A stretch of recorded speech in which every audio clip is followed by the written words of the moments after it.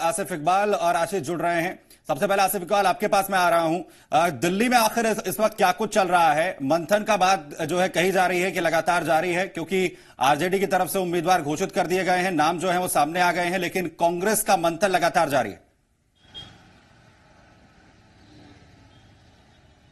देखिए सुमित, साफ तौर पे मैं केसी वेणुगोपाल के घर पे खड़ा हूं और आपको सीधी तस्वीर दिखाने की कोशिश कर रहा हूं कि इसी के अंदर बैठक चल रही है और तमाम जो बड़े नेता हैं वो मौजूद है। कि हम सीधी तस्वीर दिखा रहे हैं, अशोक राम वहां बैठे हुए हैं जो कार्यकारी अध्यक्ष हैं, उनके साथ कुछ कांग्रेस के नेता हैं और हमारे साथ पब्लिसिटी कमेटी के जो डिप्टी चेयरमैन है वो भी यहाँ मौजूद है।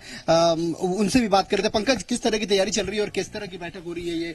अभी मुख्य रूप से जो सीटें सेकंड फेज में जो चुनाव होना है उसके लिए उम्मीदवारों पर चर्चा और बिल्कुल कैसे हम लोग चर्चा हो रही है। आप लोग को भी तैयारी किया गया है पूरे, मतलब अभी तक महागठबंधन के ही उम्मीदवार के तौर पे महागठबंधन के ही तरफ से तैयारी हो रही है। देखिए साफ तौर पे है सुमित, एक बात और है कि जिस तरीके से मदन मोहन झा ने कहा कि 3 सीटें, खासतौर पे सेकंड फेज में 3 सीटें जो हैं वो उन लोगों ने तय कर ली है, किशनगंज, कटिहार और पूर्णिया की। उसकी उम्मीदवार की चयन की प्रक्रिया शुरू हो रही है। उन्होंने ये भी कहा कि देखिए ये कांग्रेस की एक रूल है, कांग्रेस की एक प्रक्रिया है जिसको पूरा करना पड़ता है। उन्होंने साफ तौर पर कहा कि देखिए पीएससी और स्क्रीनिंग कमेटी की बैठक के बाद फिर ये नाम जाता है चुनाव समिति के पास और चुनाव समिति घोषणा करती है। इसमें ये लोग चाहते हैं कि जितना जल्द हो सके यहां से निर्णय लेकर सीधे राहुल गांधी के यहाँ ये लोग पुटअप करें और उसके बाद वहां से ही कांग्रेस में एक नॉर्म से कांग्रेस कार्यालय से ही नाम घोषणा होती है, तो कांग्रेस कार्यालय से उन लोगों के नाम की घोषणा की जाएगी, जिसको कि आज शाम तक का वक्त दिया है। और साफ तौर पर जितने भी नेता हैं वो सभी लोग मौजूद हैं अंदर में,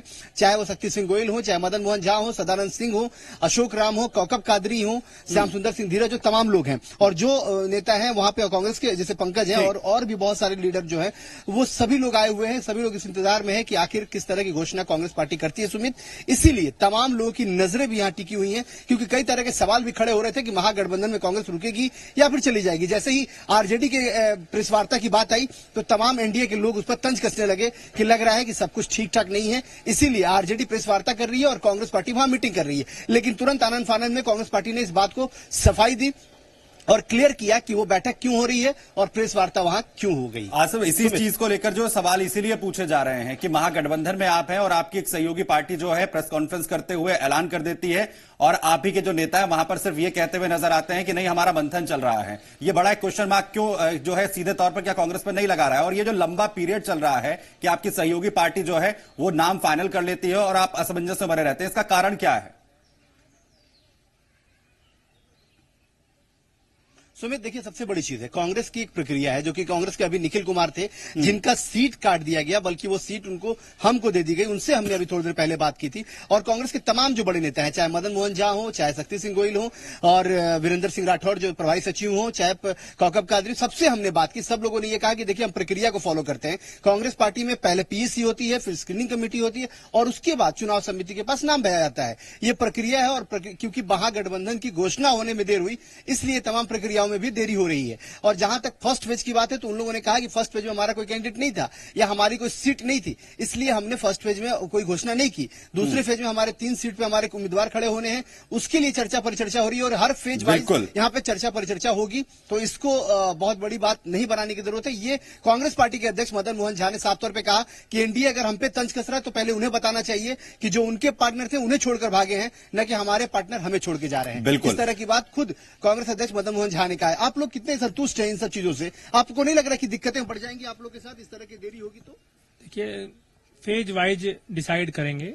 हमारी पार्टी में जैसे कि आपने बताया कि प्रदेश इलेक्शन कमेटी, उसके बाद स्क्रीनिंग कमेटी, उसके बाद सीईसी, ये प्रक्रिया है, उस प्रक्रिया के तहत काम चल रहा है और उसी काम चल रहा है। देखिए सुमित, साफ तौर पे तमाम कांग्रेस के वर्कर और लीडर सबको पता है प्रक्रिया क्या है और उस प्रक्रिया यानी जो है बार बार प्रक्रिया का जो हवाला है वो यहाँ पर दिया जा रहा है। ऐसे आप बने रहे हमारे साथ, आशुतोष भी हमारे साथ यहाँ पर बने, उनके पास भी हम यहाँ पर जाएंगे, लेकिन कांग्रेस की तरफ से क्या कुछ कहा जा रहा है वो जरा हम पहले अपने दर्शकों को सुनवाते हैं।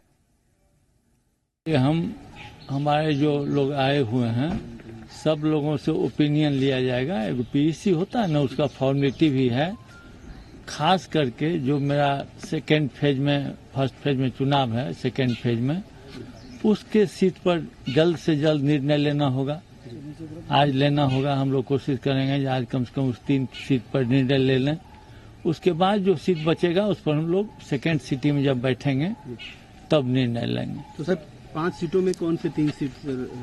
5 सीट में 3 सीट हम लोग का है ना, जैसे मान लीजिए 5 में हम लोग का कटिहार हो सकता है, पूर्णिया हो सकता है, किशनगंज हो सकता है। उस पर हम लोग चाहते हैं जो कोई निर्णय अभी या शाम तक कोई निर्णय हो जाए। तो निर्णय हम लेंगे। तमाम मंत्रणाएं जो है लगातार चल रही हैं। आशुतोष हमारे साथ यहां पर पटना से मौजूद है, जी मीडिया संवाददाता। आशुतोष, कोई मैसेज डिलीवर हो रहा है केंद्रीय नेतृत्व की तरफ से कांग्रेस के पटना में?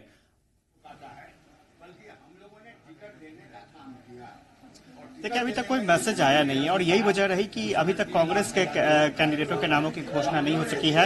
और ये कहा जा रहा है कि आज कांग्रेस के कैंडिडेट के नाम की घोषणा हो जाएगी। जो 3 सीटें बची हैं उसके नाम की घोषणा हो जाएगी। हालांकि आरजेडी की तरफ से आशुतोष, मैं आपको रोक रहा हूं। आसिफ इकबाल के पास हम यहां पर चल रहे हैं, वापस मैं आपके पास आऊंगा कि आखिर क्या कुछ मैसेज जो है पहुंचाया जा रहा है। आसिफ, जरा समझाइए कि आखिर क्या कुछ इस वक्त चल रहा है वहां पर। बिल्कुल सुमित, मेरे साथ अशोक राम हैं जो कांग्रेस के कार्यकारी अध्यक्ष हैं। वो सीधे उन्हीं से हम बात कर लेते हैं, उनसे पूछ भी लेते हैं कि आखिर ये पूरा मसला क्या है, क्यों आखिर इस तरह की उहापोह बनाई जा रही है। बार बार एनडीए सवाल कर रहा है और कह रहा है कि सर आप लोग क्या कर रहे हैं, आखिर क्यों देर हो रही है आप लोग की तरफ से? नहीं, हमने बताया कि हमारा जो फैसला है वो दिल्ली में हमारे केंद्रीय नेता करते हैं, उसके लिए कमेटी बनी हुई है। तो इसीलिए वो कमेटी पूरे देश भर का कर रही है। बिहार का मामला अब आया है तो अब उसमें हम लोग आए हैं और 3 सीटों का हर पार्टी कर रही है, तो हम लोग भी फेज वाइज कर रहे हैं। 3 सीटों की घोषणा कब तक? 3 सीटों की मुझे लगता है शाम तक निर्णय हो जाएगा। बिल्कुल सर, एक सवाल, क्योंकि एनडीए वहां पूछ रहा है इसलिए आप लोगों से, क्या आप लोगों में सब कुछ ठीक ठाक नहीं है क्या महागठबंधन में? क्योंकि आरजेडी वहां प्रेस वार्ता कर रही है, आप लोग यहाँ मीटिंग। देखिए, वो पार्टी अलग है, हम लोग पार्टी अलग है, तो अपनी अपनी पार्टी की घोषणा कर रहे हैं, तो उसमें गलत क्या है? तो ये मतलब जो संशय बना हुआ है या उन लोग के सवाल जो है उनके जवाब के तौर पे नहीं, कोई संशय नहीं है, न आरजेडी की तरफ से है न हमारे तरफ से। मतलब हर फेज वाइज बैठक होगी और हर फेज वाइज हाँ घोषणा होगी। मतलब आप लोग एक साथ नाम की घोषणा नहीं कर रहे हैं? नहीं, फेज वाइज अच्छा, करेंगे। जो लोग नाराज थे उनको भी बुलाया गया था, खासतौर पे निखिल कुमार की बात कर लें, डॉक्टर शकील की बात कर लें, तो क्या उन लोग नहीं, नाराज नेता नहीं, बल्कि जो वरिष्ठतम नेता हैं बिहार में उन लोगों से विमर्श किया गया था। तो मतलब सब कुछ ठीक ठाक है? बिल्कुल ठीक ठाक है, कोई नाराजगी नहीं की। महागठबंधन रहने वाला है सर? बिल्कुल रहेगा, कोई परेशानी नहीं है? नहीं, कोई परेशानी नहीं। क्योंकि लगातार बार बार सर सवाल खड़े हो रहे हैं, क्योंकि आज वहां आपके प्रवक्ता हरखुजा वहां मौजूद थे बैठक में, तो उन्होंने कहा कि मुझे सिर्फ इतना ही कहा गया कि आप सीटों की घोषणा कर दीजिए, बाकी उम्मीदवारों की नहीं। नहीं, ठीक है, उम्मीदवारों की घोषणा का हमारी एक प्रक्रिया है, उसी प्रक्रिया के तहत हो रही है। आज शाम में हो जाएगी? आज शाम में 3 सीटों का हो सकता है निर्णय। बहुत बहुत शुक्रिया सर। साफ तौर पे देखिए सुमित अशोक राम कार्यकारी अध्यक्ष हैं, उन्होंने साफ तौर पे कहा कि ये जो 3 सीट बचे हुए हैं उन 3 सीटों की घोषणा आज शाम तक बिल्कुल हो जाएगी। और उन्होंने कहा कि हर फेज वाइज हम बैठक कर रहे हैं और हर फेज वाइज इसको क्लियर करने की कोशिश कर रहे हैं। तमाम सवालों के भी जवाब दिए, जो सवाल आप पूछ रहे थे मैंने आपके सवाल को भी पूछा। बिल्कुल, किस तरीके से और बिल्कुल, और आसिफ वही तमाम चीजें वो भी कहते हुए नजर आए जिनका जिक्र आप कुछ देर पहले यहाँ पर कर रहे थे। मैं आशुतोष का यहाँ पर जो है रुक कर रहा हूँ। आशुतोष वहां पर मौजूद है पटना में, वहां क्या कुछ चल रहा है? आशुतोष बताइए, वहां क्या कुछ